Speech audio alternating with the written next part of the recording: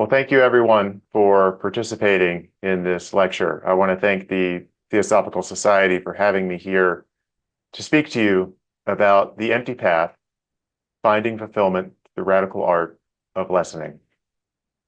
And I want to begin by telling you a little bit about my story, which is really the story of the origins of the book and the inspiration behind it, before we go into some of the content, the ideas and practices that I'd like to share with you. So I had a relatively comfortable childhood in rural Virginia. My mother taught horse riding lessons. My father was a small businessman. And when I was 12 years old, we were riding home from a football game at my father's alma mater when he paused to tell my brother and I that he and my mother were separating. And that was the beginning of a few years of the unwinding of the stability and comfort that I knew as a child, as my father ended up going to prison, going bankrupt, and going through multiple divorces until as I kind of matured into my teenage years. So what I learned at the time was that the things that I trusted to be secure and supportive and predictable were illusory, and developed a pretty hard shell around myself as I proceeded into my college years and adult life. Luckily, at the same time, I did get introduced to some ideas and practices coming to us from the East, Buddhism, Taoism, and other areas of inquiry that I explored in college, and really kept with me throughout my adult life and really matured, as I'll speak to a bit later on. And as I proceeded into my adult life, I worked for a nonprofit organization traveling around the world. I met my wife. We got married. We had our daughter, and then welcomed our son into our family.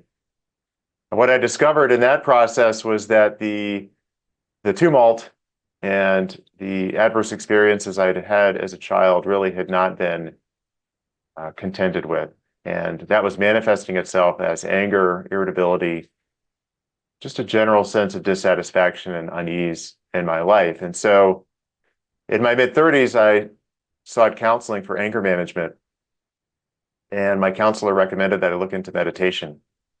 And that was really for the first time that I took seriously the invitation to engage with that practice, and got some books on mindfulness and meditation, and started to develop a personal practice.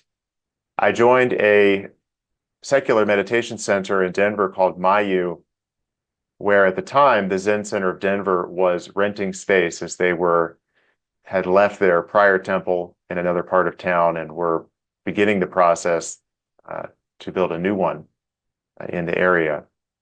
And so really it was a strike of good fortune that I crossed paths with them. And on a Friday before Labor Day in 2016, I sat down for my first Zen meditation and really was swept away by the ancient stream of that beautiful practice, and have been a very dedicated practitioner of Zen Buddhism ever since. Meanwhile, my journey with my family continued, and it really was a few years later, as I was taking Jukai, which is a process by which Buddhists commit themselves to the precepts or ethical guidelines of the tradition. And one of those, the fifth precept, says, "I vow not to misuse alcohol or drugs that dull the mind." And I had, perhaps not surprisingly, given some of my history, a very deep love affair with the chemical of alcohol. And it was really in that Jukai process that I realized it was time to let that go.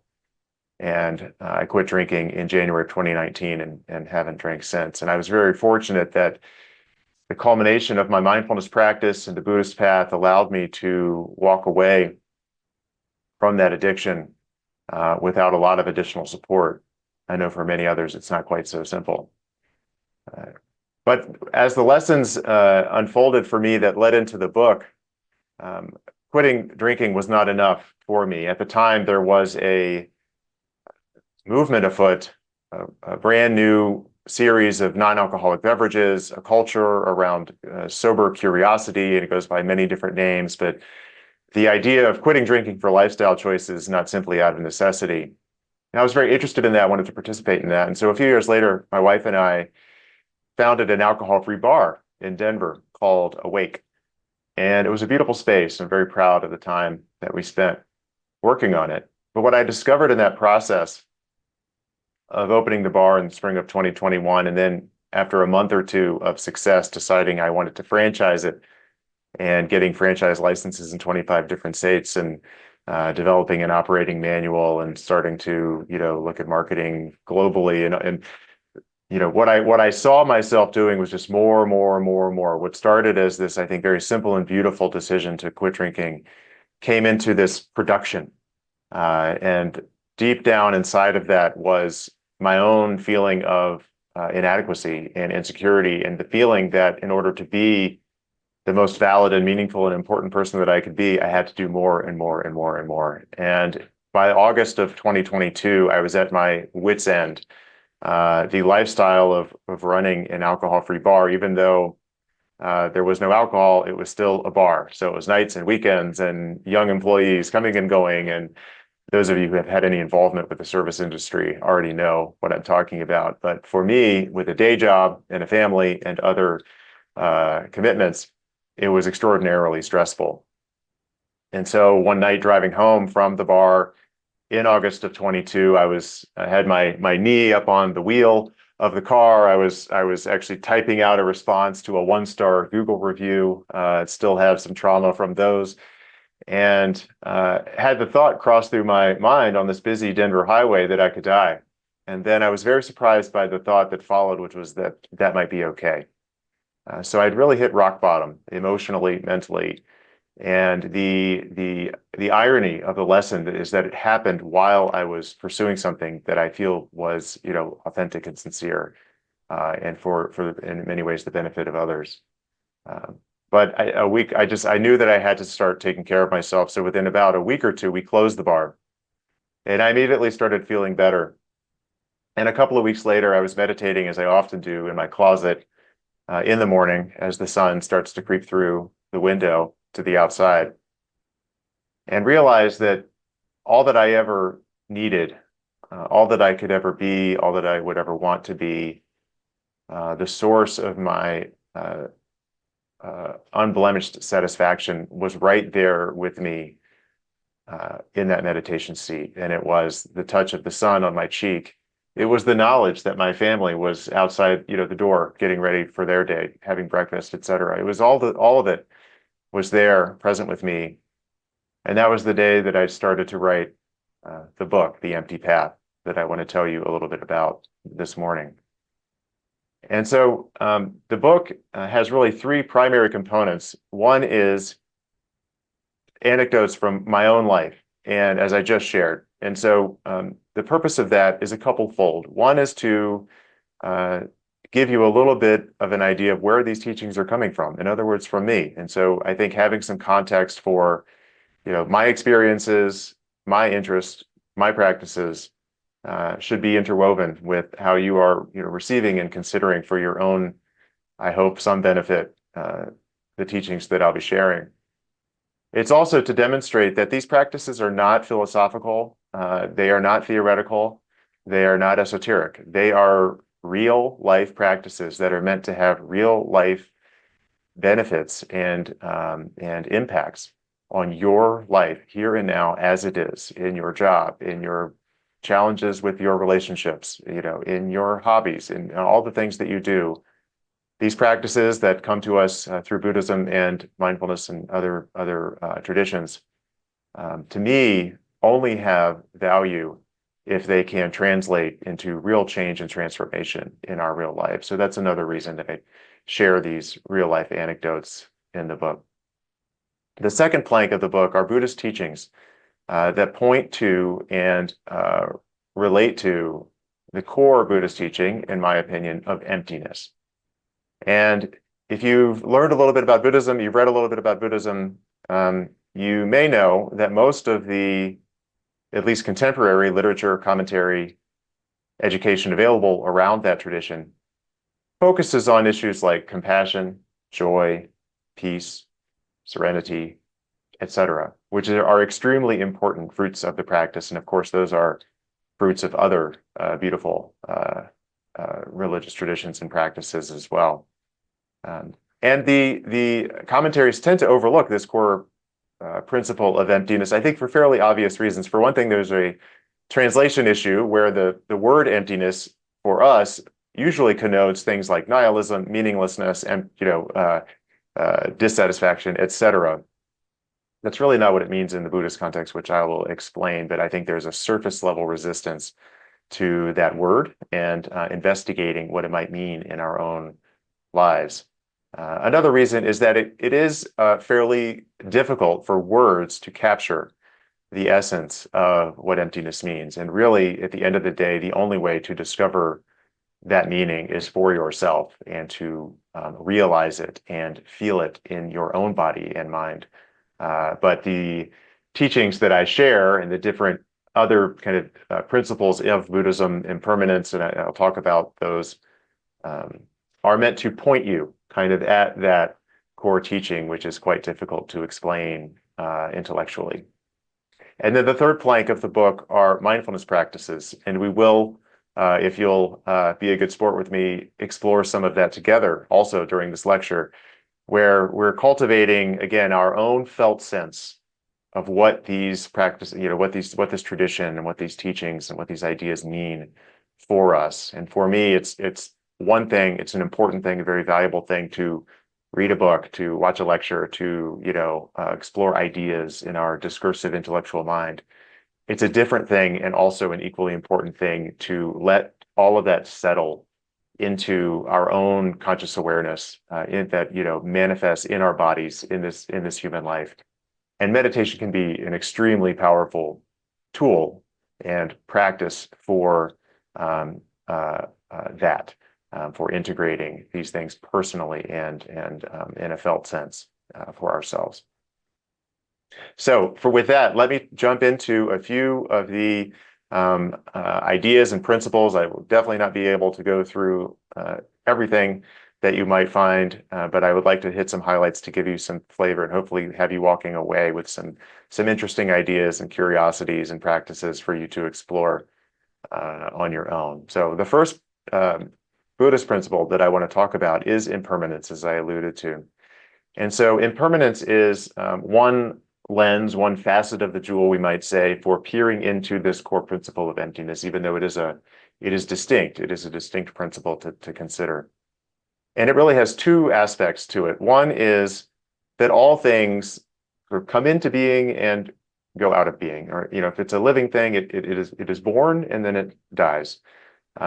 Which is, of course, true for all of us, true for the vegetation outside my window, also true for this laptop that's participating in this lecture in its own way. There was a time before it existed. There will be a time after it falls out of existence. So that's one aspect of impermanence. Another aspect of impermanence is that at all times, everything is always changing. Nothing is ever the same from moment to moment. And again, that is true for us, for other living things, and for non-living things. And so I'd like to use the example of a tree. For example, there is a tree, you can't see it, but outside my window. And so it looks fairly stagnant, right? We say, oh, that's an oak or whatever it is, and it's brown bark and it's green leaves, and the oak is an oak. And when I walk by it tomorrow, it's going to be the same thing. Well, but if we take a deeper look at it, that's not actually the case, right? It is growing or decaying. The leaves are sprouting or withering. The sap is oozing up and down, the spine of its trunk. The nutrients are coming in through the roots. It is breathing, right? The carbon dioxide and oxygen is flowing in and out of the tree. All of that is happening all of the time. And so the tree that, existed when I started this little discourse on it is different from the tree that it is now. And so that is also a very important aspect of impermanence. There's a saying that you may have heard that no person can step in the same river twice because it's not the same person and it's not the same river. And again, I think if we consider that carefully, we can see the truth of that sentiment. And so a very important lesson from that is that everything is always born anew. So this can have a lot of power for us, for our relationships, for our work, for all of the aspects of our life, to recognize that things are not fixed. Things, some things may be out of our control, and we'll get to that. But whether within our control or out of our control, it's going to be something different tomorrow than it is today. It's going to be something different actually in the next moment than it is right now. And so this is something that can, as with the other teachings that I will share, help us soften our attachments, our fixed views of things like the tree that tend to restrict our experience of our daily life. And if we can, and we'll perhaps have time to touch on this, that in Buddhism, this is the cause of suffering. It is our attachment to things as fixed when in fact they are not. That is the source of our dissatisfaction and suffering. So if we can begin to soften these preconceived ideas we have about ourselves and the world around us, we can begin to release the suffering that we experience in daily life and begin to open up to the kind of unbounded joy and curiosity and surprise that each new moment can bring. So that's the teaching of impermanence. One way that I try to bring that home is by looking at time. So also in the book, I focus on very practical, aspects of our lives: time, space, meaning kind of the material world around us, our thoughts, our work, our play, meaning our hobbies, our relationships. So these are, nitty-gritty aspects of our real life in the world. And to, connect the dots between these Buddhist teachings and that experience we have of our lives. And so with time, I discuss, first of all, it is a clear emblem of impermanence, right? The clock is always ticking, and we all are aware of that. But also, it is a window into the emptiness of things, because we can think about time as the past, right? That we have experienced previously, historically. It's real in the sense that we can trust that it happened. It is actually a part of the whole of existence. But it is also fairly easy to see that it is not here now. We have memories of it. We have embodied memory of it. We have, pictures. We have, all of the manifestations of the past can arise in the present. But the past itself is gone. And, songs have been written, and you don't need me to tell you that. But I think it is important to bring that here as we think about what time really is and how it might tell us about impermanence in some of the deeper teachings of the Buddhist tradition. We can apply the same lens to the future, maybe even more easily. We can see it's the kind of it's non-existent aspects because it hasn't happened yet. So we have ideas about it, we have expectations, we have predictions about things that we believe are going to happen in the future, but we can rest assured that it is not here now, and that we actually don't know what it is going to bring. There's a wide array of possibilities that we might encounter as we move into the future. And so here we can see that we have the past, though real, has a sense in which it is not present. It is not real now. And in the future, right, is not real in the sense that it is not present for us now. We don't know what it is going to bring. So then we come to the present moment. And what I ask is, what is the present moment? How long does it last, right? How long does the clock tick during the present moment? And I think, again, if we take a pause and look at it closely, and of course, there's lots of beautiful, wonderful teachings about, being here now, right? And coming into the present moment. And I use those practices, and I transmit those practices in many ways as best I can. So I think it is a useful skill and tool to use to bring ourselves back to our embodied experience of our lives. At the same time, with that deeper inquiry, that deeper curiosity of what the true moment present moment actually includes, we may begin to see its emptiness. Right? So the present moment is a invisible barrier between the past and the future. You cannot put your finger on it. You cannot time it. You cannot, look at it. It is not there. It is an idea that we have about our experience, but it really what we're looking at is a just perpetually transitory nature of the way that we proceed through our lives. So there's no past, there's no future, there's no now. And so if you're open to that, at least, then you're starting to get a whiff of what we call impermanence and also emptiness in the Buddhist tradition. That in and of itself is not emptiness, but again, you can start to get an impression of what that core teaching might be about. Another thing that I look at in the book is with regard to space, and the material world is another way, again, of trying to approach this core teaching of emptiness. And it relates to, in Buddhist terminology, the idea of no self, which again can feel esoteric and philosophical, but I'm going to try to bring it home for us. And one example I like to use is of a chair. Maybe you're sitting in a chair right now and you can kind of connect this to your own experience. But there are different features of this chair, right? There's kind of legs underneath, there's the seat.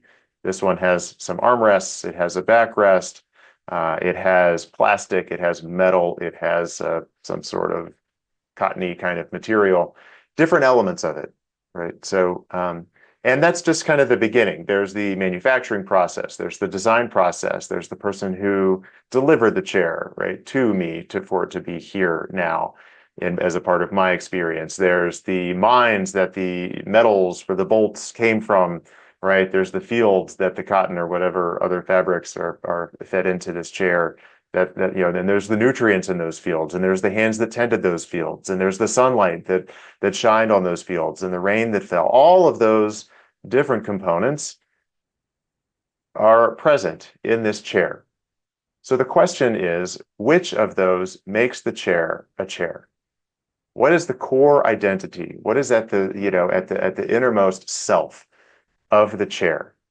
And if we look and if we inquire and we keep an open mind and we are curious, we may have a hard time figuring out what that thing is. And one way to explore that is to say, well, if we took away the armrest, we'd still have a chair, so the armrests are not a chair, right? Well, if we took away the seat and looked at least what I'm sitting on, you'd say, well, there's a chair that's missing its seat. So the seat doesn't make the chair a chair. If you took away the legs, you'd have a chair that's on the floor.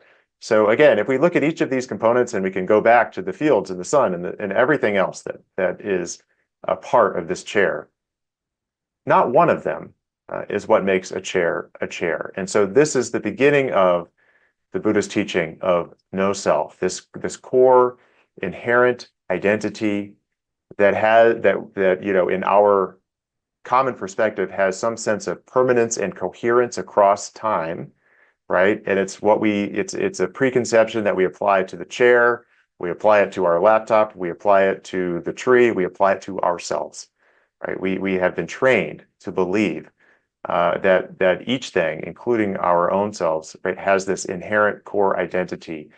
But if we pause and we inquire, we may discover that core identity is not so easy to identify. And so, as with some of the other teachings that I am offering here, I think it is important to resist drawing a conclusion, whether agreeing or disagreeing. I'm inviting you to simply listen, observe, see what kind of thoughts are coming up. So as I talk about no self, for example, is there resistance? Is there ready agree? Is there cheering? Or is there confusion? That's the thing to pay attention to. Your personal experience, of this moment and of these teachings, whatever they may be, is more important than the conclusions that you are probably tempted to draw about them, relatively quickly, right? Either whether to be agreeing or disagreeing.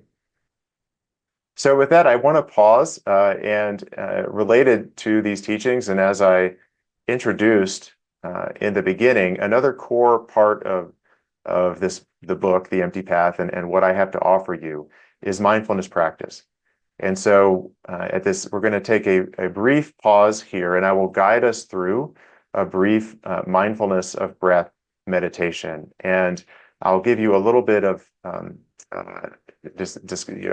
instruction about this practice, a little bit of background before we jump in. And I'm hoping whether you have a meditation practice or a mindfulness practice already, that this will either introduce you or reinforce for you what these practices can mean. So first and foremost, there's really we call it two wings of mindfulness. One is just simple awareness, open-mindedness, open-heartedness, and observation of the experience that we are having in our lives. Again, in this moment, I'm going to use that tool of this moment. The other one is to refrain as best as we can, without a lot of resistance or tension, the very natural and common impulse we have to judge and evaluate the nature of that experience as positive or negative, pleasant or unpleasant, boring or exciting. That is how we are trained to live our lives. And for most of us, it's how we live our lives most of the time. The practice of mindfulness is trying to train us, though, to, again, soften that predisposition that we have and to try to suspend our judgment of our experience of the present moment. And that can help us have a more direct and intimate and sincere experience of the present moment, because those judgments tend to become the filters, right? We tend to read the menu instead of eat the food, as we might say, in this practice. The taste of the meal is a very different thing from reading about it on the menu before you order it. And so too with our own lives. We want to eat the meal. We want to experience the sensations and the as intimately and connectedly as we can, the reality of what is happening to us, right? Rather than our thoughts about it. There is time for thought. There is time for discussion and exploration and reading and judgment, right? But we don't want to deprive ourselves of the ability to directly experience our lives, when we are available to do that. And so that's the essence, and as I would explain it, of mindfulness practices. There's lots and lots of different ways to explain it. And so with mindfulness of breath practice, you'll see that those two principles are applied. And breath is perhaps the most common source of focus in meditation practice. That's probably a controversial statement. There's many, many different varieties of meditation and many, many different traditions from all over the world. But in my experience, the meditations that I've been exposed to, many of them often come back to the breath. And there's good reason for that. If we are, alive, it's always available to us. Jon Kabat-Zinn said, if you're breathing, there's more right with you than there is wrong with you. So it's also a helpful reminder that whatever our problems might be, whatever our concerns might be, whether they are physical health or, whatever in our relationships or other aspects of our lives, that in some sense, everything is fundamentally okay, right? We are here and we are breathing, and that is a gift, right? And I believe really, truly a miracle. And we can talk about, we may get to that a little bit more, but so the breath is readily available, and it is a valuable tool both for dedicated meditation practice, in a chair with a timer or on the floor, on a mat, whatever posture you may take up. But it's also something we can do briefly in a conversation with someone, be it a pleasant or unpleasant one, when we are shooting the basketball or whatever it may be. That brief instant of meditation is available to us and can help center us and be more focused and clear in approaching whatever that next moment is going to bring. So with the practice, a very traditional way to begin is, first of all, there's stability of the body and there's stability of the mind. And I don't have time to go into all this in great detail with you here, but to give you a brief overview, whether you are sitting in a chair, there's standing meditation, there's walking meditation. But typically, when we're really cultivating it, especially if we are new, we're going to do it sitting down in the chair or on the ground. And the key principle there is to have a sense of uprightness and alertness, so generally a straighter spine. And so one thing I like to think of as a hook on the top of my head, gently lifting the upper part of my body up, and that just very naturally lengthens the spine. We might begin to reconnect with the natural curve in the lower half of our spine. Helping with that is to relax the stomach that we often are clenching and keeping in tightly to ourselves, and just letting that relax a bit. And that can also realize the natural shape of our spine. So a sense of stability kind of running up through the center line, right, of the top part of our body. And for the rest of the body, we can experience relaxation. So the shoulders can drop. I mentioned the stomach can relax. The legs can be stable but relaxed, and we can notice where we might feel tension in our legs and elsewhere, and just breathe into those as a way to find further relaxation. Another tool I like to use is to think of your spine as a coat rack and the rest of your body as a raincoat that is just gently, right, dangling from the stable center of your spine. So that's the posture component of meditation. And then it's, well, what about the mind posture, right? That's really where things can get more interesting and a lot of the time more challenging. There, the principle, though, is the same. We're looking for a sense of stability, of consistency, of focus, right, and uprightness, but also a relaxation. So in the case of the breath, we will set our intention and kind of cultivate some earnest energy to focus our concentration, and which will want to very quickly wander away. Keep that on the breath, and that requires a bit of practice and discipline and centeredness. But at the same time, we want to have an ease and a relaxation, and we want to know that our mind is going to wander. And when it does, we can just say that's what the mind does, right? It secretes thoughts, just like the enzymes, the glands secrete enzymes. It's what the brain does. It's what it's trained to do. So it's not a problem that we are going to experience thoughts and a wandering mind when we meditate. That it would be inhuman to have a different experience than that. So we can be gentle with ourselves. We can be at ease with ourselves. We can, once we have the mindfulness to realize that our mind has wandered from our intended practice, we can acknowledge that, again, suspending as best we can the instinct to judge that as a bad thing or something, that we don't want to do, right? And just kind of like you're corralling a puppy who you're training, who has wandered off, the path that you've taken them out behind your house. Just back into this awareness and focus on the breath. And that is going to happen over and over and over again. And so I think there's a broad misconception about meditation that, you're not supposed to think, that, you're supposed to be on this hillside and have these really majestic and serene and, perfect, thoughts, whatever that, or a perfect state of mind, whatever that might mean.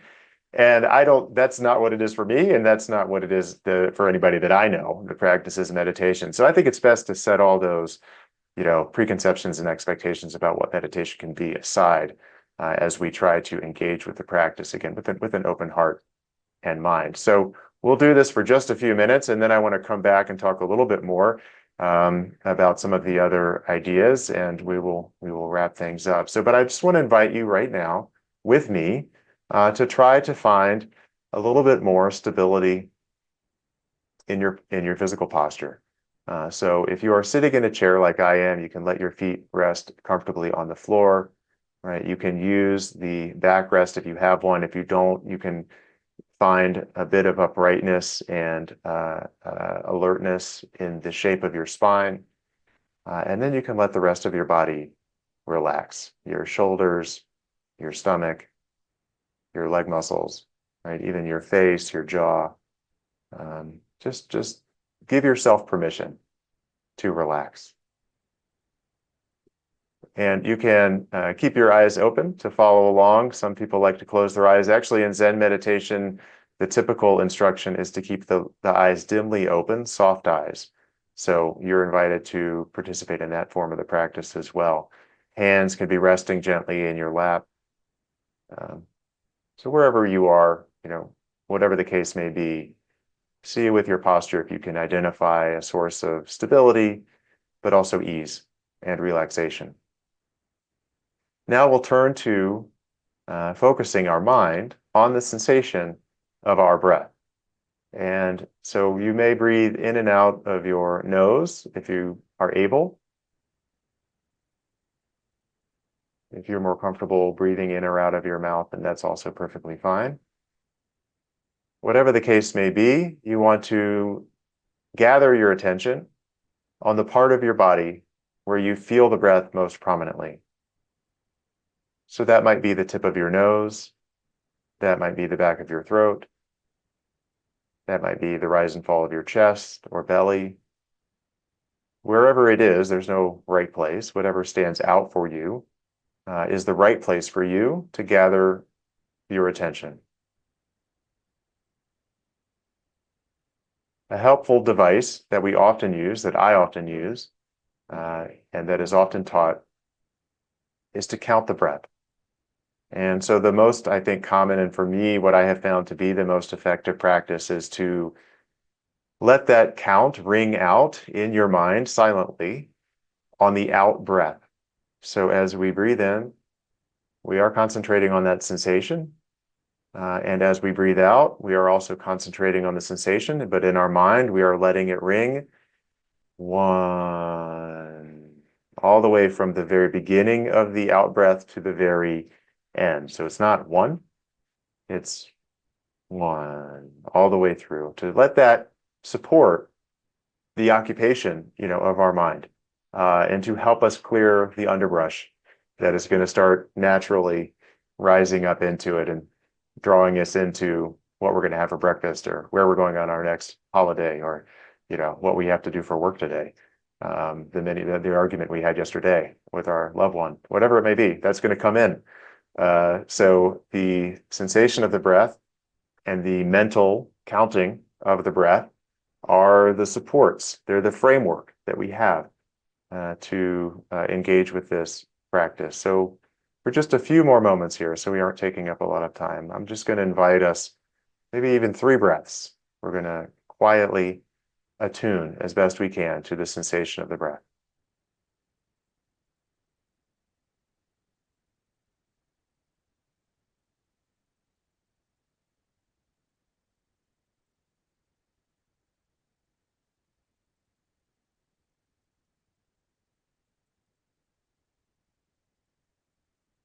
So that's obviously a very small dose of what can be a very powerful medicine. And whether you were able to maintain attention on your breath for 3 breaths, or how many ever it was for you, wonderful. Very possibly and likely not. Also wonderful. Both are the practice, and both are for you to discover. Again, you may have been doing this for decades, or maybe you haven't really explored this with any intention or consistency in your life. So this is just the beginning. I do want to take the opportunity to say that there are guided meditations on my website at billywynne.com.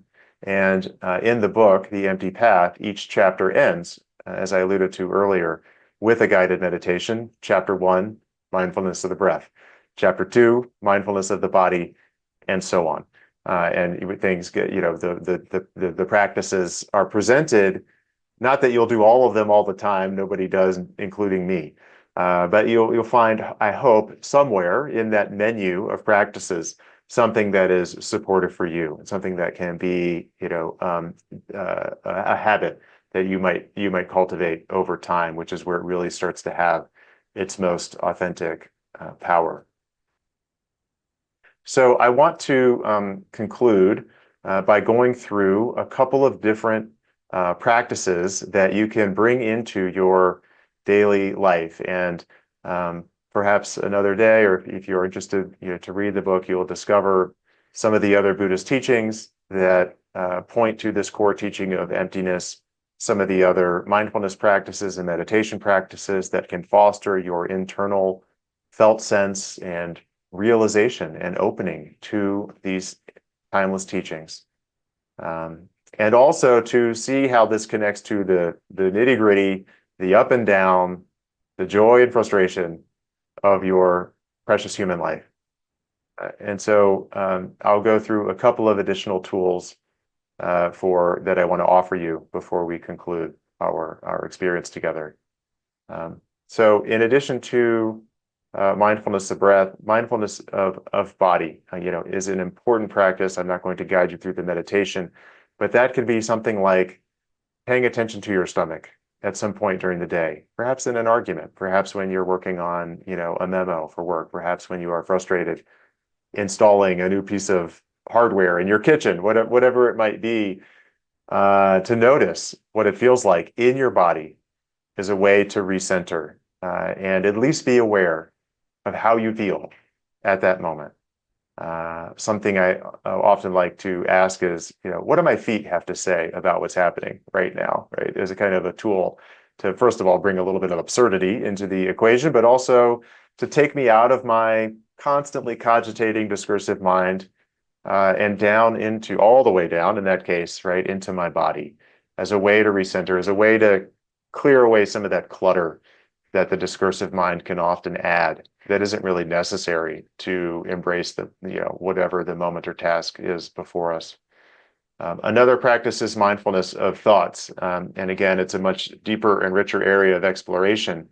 But we tend to, as with all other things, reify and believe and submit ourselves to our thoughts, right? And unfortunately, as humans, we have a negativity bias. So our thoughts trend negative, our memories trend negative. And so if that's your experience, then that's normal, unfortunately. So we're trying to retrain ourselves in some ways. And an important way to do that is with our thoughts. And as a thought arises to say, first of all, where did this come from? And what belief is underlying this thought? And then, is this true? And here I'm riffing. There's Brene Brown, other wonderful, wonderful teachers. These are not, my own ideas. None of this is. I guess I should say that it's my own synthesis of lots of different traditions and teachings, both ancient and contemporary. So I just want to acknowledge that. And so you may have heard some of these practices elsewhere, of course.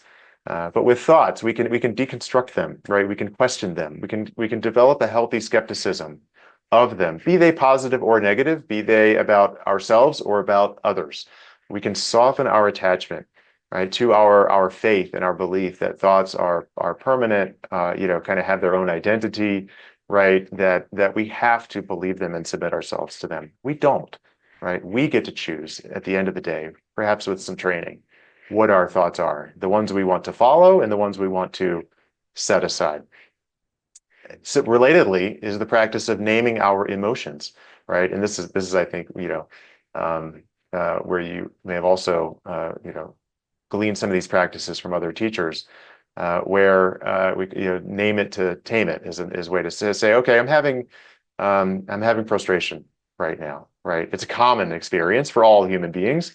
So even just identifying that it's what's happening to us can help us bring a bit of healthy separation between our sensation and experience of, our core being and the emotion that is arising for us, right? Here's joy, here's regret, right? And it actually can be helpful to see a list, and there's many of them out there, and find them pretty easily, because we tend to go to the big, anger, sadness, happiness, right? And those are real and very important, but often our emotions are more nuanced, right? It's nostalgia. It's not, it's not sadness, right? Or it's bitterness. It's not anger.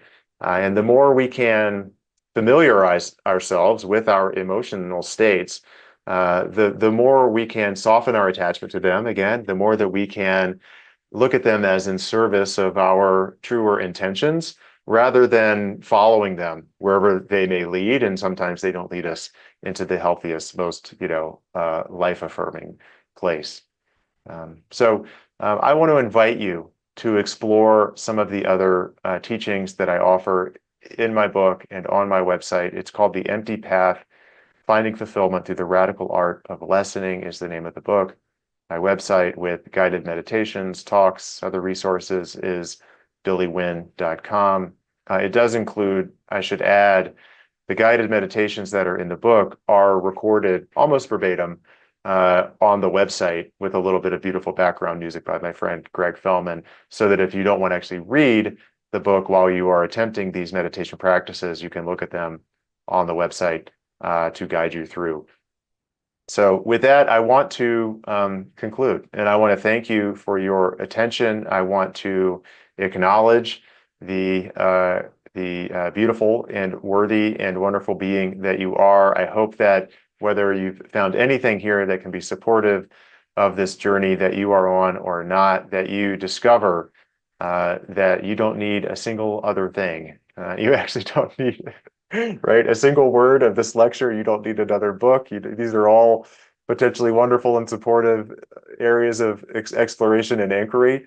None of them are necessary for you to be the best possible person that you already are and always have been. Whatever your ups and downs, whatever your challenges and struggles, that are behind you or are yet to come, all of that is a part of your precious and beautiful life. And I hope that you discover some joy and ease, whatever practices you might adopt to cultivate that. So thank you from the bottom of my heart for your attention, and may this practice serve you and all beings.